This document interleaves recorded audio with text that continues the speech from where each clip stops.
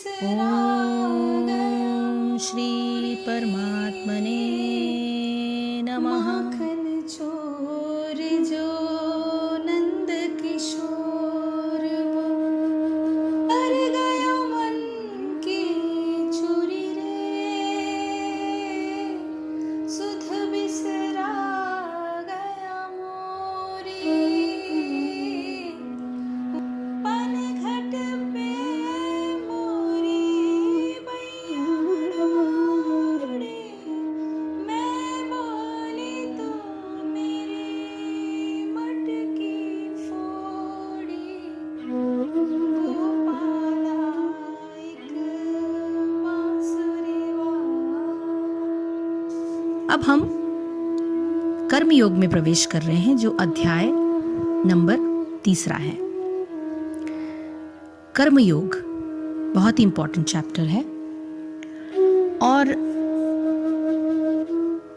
गीता के प्रथम अध्याय में जब अर्जुन के विषाद से उत्पन्न होने वाले कई प्रश्न प्रस्तुत किए गए थे और दूसरे अध्ययन में भगवान ने उन प्रश्नों का समाधान करते हुए ज्ञान योग और कर्म योग के विषय में बताया और व्यवहारिकता को भी ध्यान में रखते हुए अर्जुन के लिए युद्ध करना आवश्यक बताया।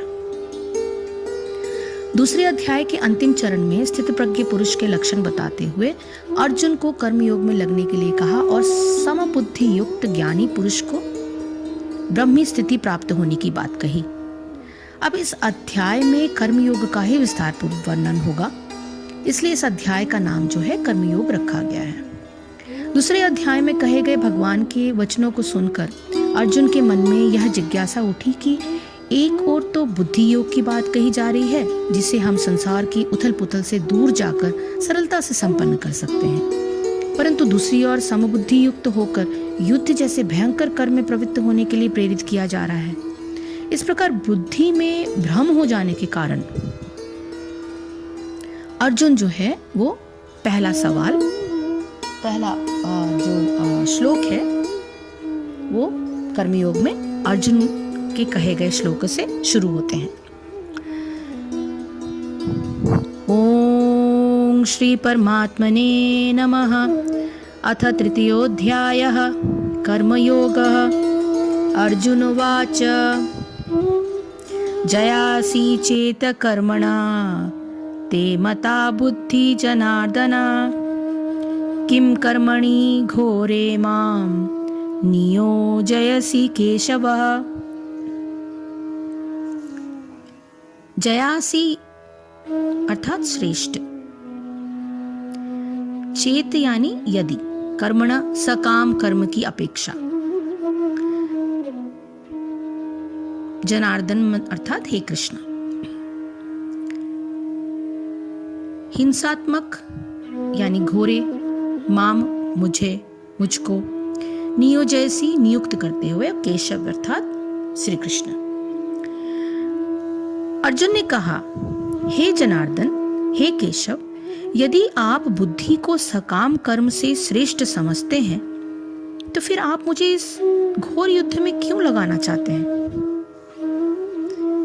ये अक्सर ही हम सभी को कहीं ना कहीं पर इस चीज का सामना करना पड़ता है कि हम अक्सर चीजों को कहते हैं ठीक है, सामने वाला अगर ऐसी कोई ओछी हरकत कर रहा है और बार बार कर रहा है तो उसे हम छोड़ देते हैं, कहते हैं जाने दो। पर ये जाने दो कहां तक जाने दो? यहां पे ये स्थिति श्री कृष्ण कहते हैं कि स्थितप्रज्ञ होना बहुत जरूरी है, लेकिन जहां पर आपको बार बार किसी गलत चीज का सामना करते हुए रुक जाना पड़ रहा है, जहां पर किसी अन्याय को सहते हुए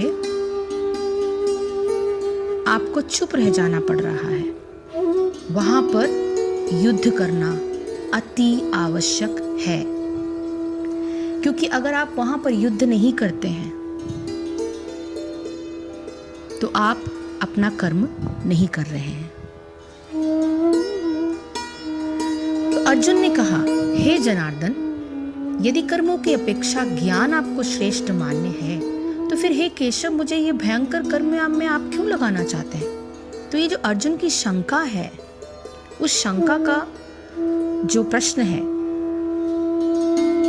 ये हम सभी के स्वाभाविक प्रश्नों में से एक है। अर्जुन के माध्यम से वास्तव में हम सभी लोगों को यह प्रश्न मन में अक्सर आता है। तो साधारण तौर पर यह समझा जाता है कि जीविका उपार्जन करने के लिए सांसारिक कर्मों में प्रवृत्त होकर जीवन भर तरह तरह के विक्षेपों और उथल पुथल से ही जूझना पड़ता है। उसमें शांति की प्राप्ति भला कैसे हो सकती है? बुद्धि को सम करने के लिए तो किसी निर्जन स्थान पर बैठकर ही परमात्मा का ध्यान करना होगा, तथा मन की शांति प्राप्त करने के लिए कहीं ऐसी जगह पर जहाँ पर आपको बार बार किसी नेगेटिविटी का सामना ना करने पड़े, तभी आप शांति को प्राप्त कर सकते हो। इसलिए अर्जुन का ये प्रश्न बड़ा स्वाभाविक था और वास्तव में सभी लोगों के मन में यह प्रश्न अक्सर उठता है। तो अर्जुन भगवान के वचनों को तरह तरह की बातों से मिश्रित वचन समझकर अगला जो है वो पूछते हैं, क्योंकि अर्जुन के मन में ये एक अजीब सी उथल पुथल चल रही है कि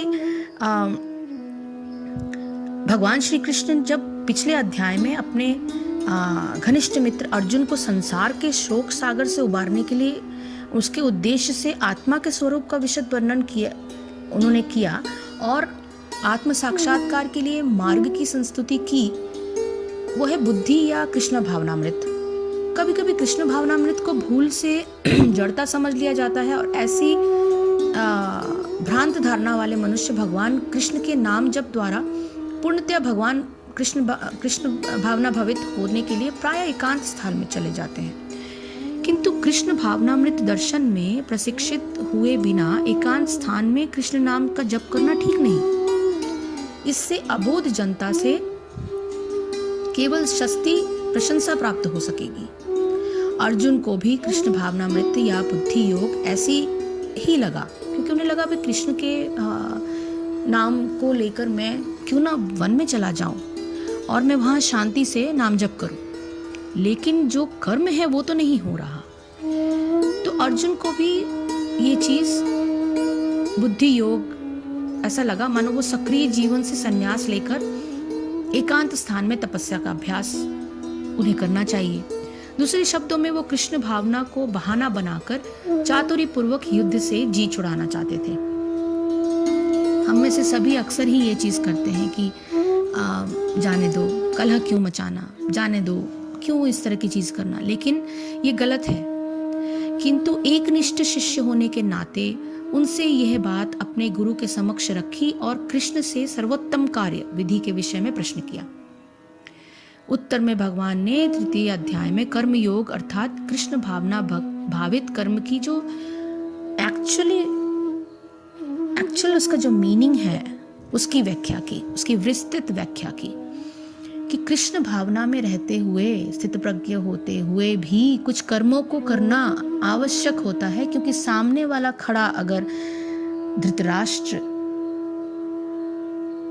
अथवा दुर्योधन जैसा पापी हो तो उनको बार बार क्षमा नहीं करना है और उनके खिलाफ खड़े होकर युद्ध करना है। अगला जो श्लोक है उसमें इसका वर्णन शुरू होता है।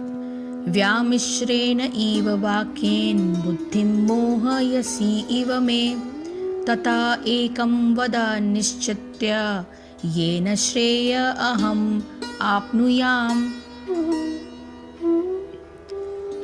व्यामिश्रेण अनेकार्थक, वाक्येन शब्दों से, बुद्धिम यानी बुद्धि,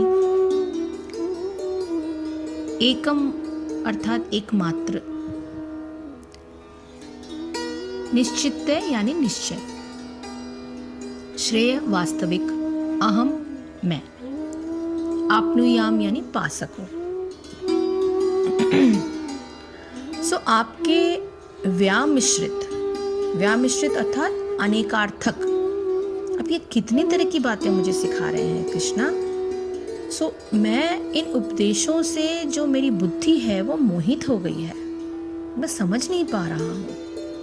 अतः कृपा करके निश्चय पूर्वक मुझे बताए कि इनमें से मेरे लिए सर्वाधिक श्रेयस्कर क्या होगा?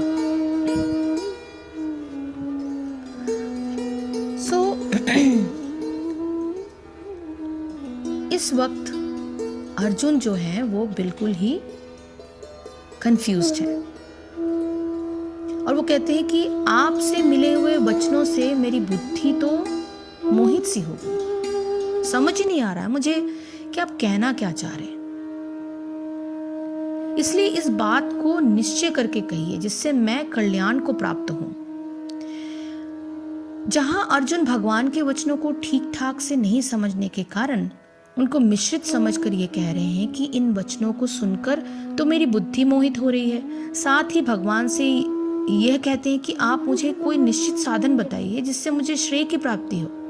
श्रेय का तात्पर्य इस लोक या परलोक के भोगों की प्राप्ति नहीं, वरन उस निश्चल और नित्य वस्तु की प्राप्ति है जिसे प्राप्त कर मनुष्य परम शांति को प्राप्त कर सके। अर्जुन के इस प्रश्न के उत्तर में